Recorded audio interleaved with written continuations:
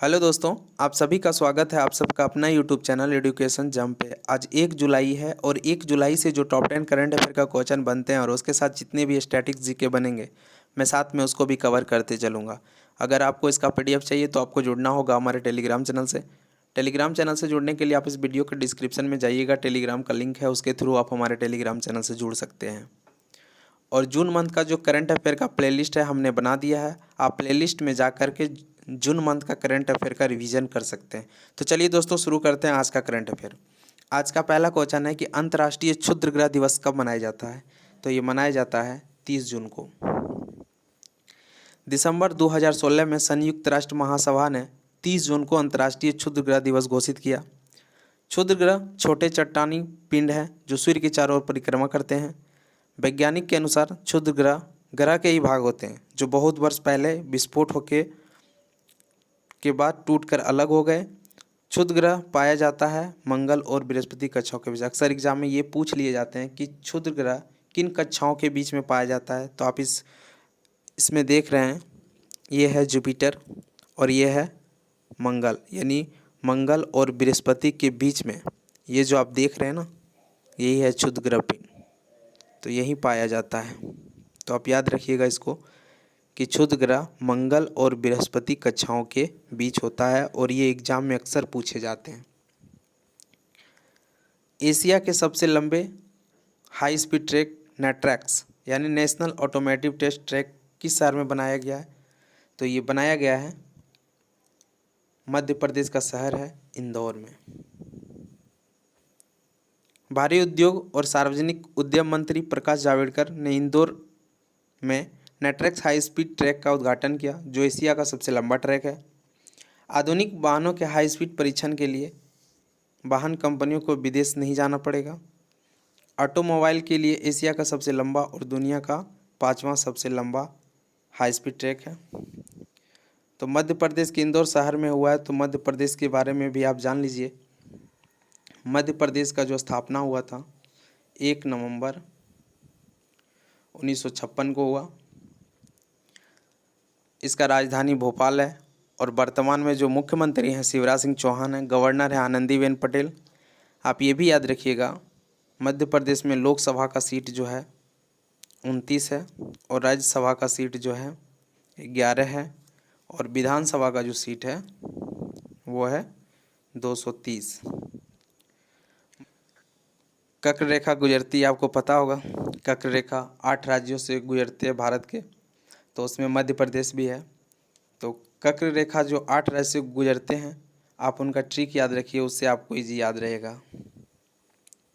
वो है ट्रिक है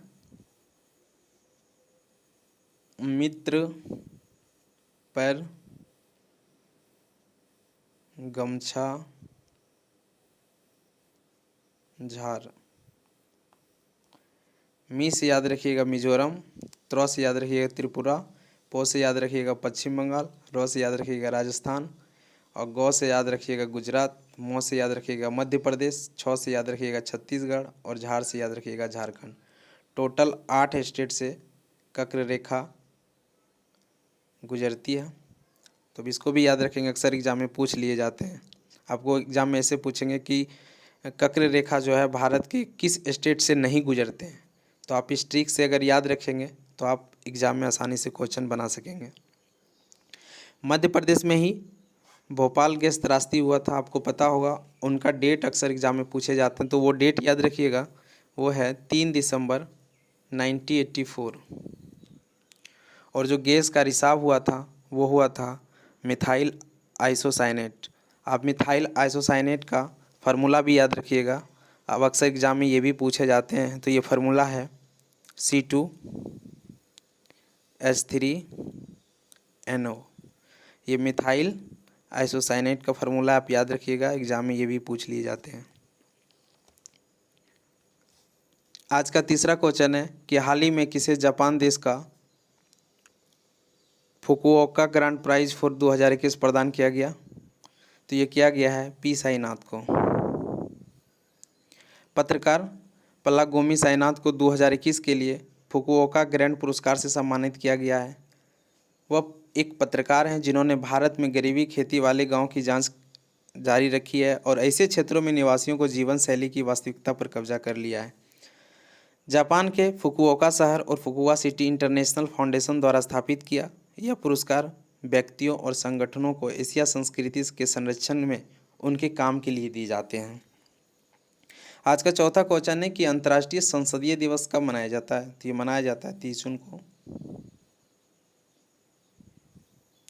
आज का पांचवा क्वेश्चन है कि हाल ही में दुनिया का दूसरा सबसे बड़ा जल विद्युत बांध किस देश में बनाया गया?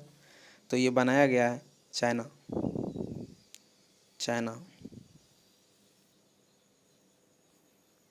चीन सरकार ने ऊर्जा उत्पादन शुरू करने के लिए आधिकारिक तौर पर दुनिया के दूसरे सबसे बड़े जल विद्युत बांध बनाया है।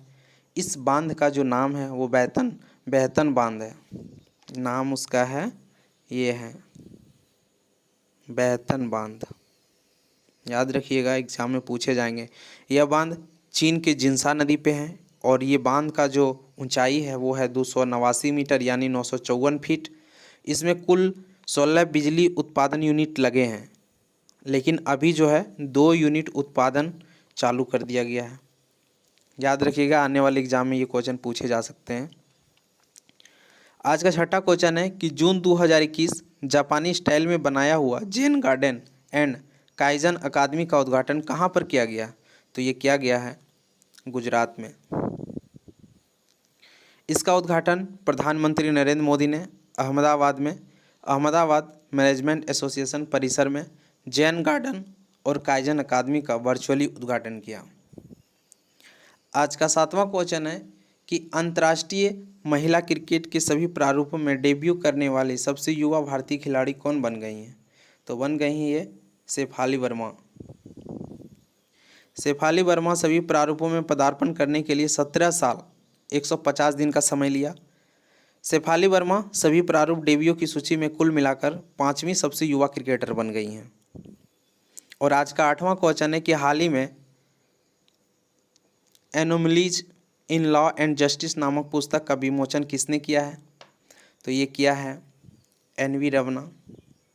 आपको पता होगा NV रमना जो हैं अभी 48th chief justice of India हैं और जो 47th चीफ जस्टिस थे वो थे शरद अरविंद बोबड़े और 46th याद रखिएगा वो थे रंजन गोगोई।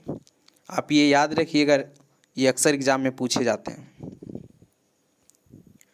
आज का 9वां क्वेश्चन है कि निम्न में से कौन सी अंतरिक्ष एजेंसी पहला दिव्यांग अंतरिक्ष नियुक्त करेगी?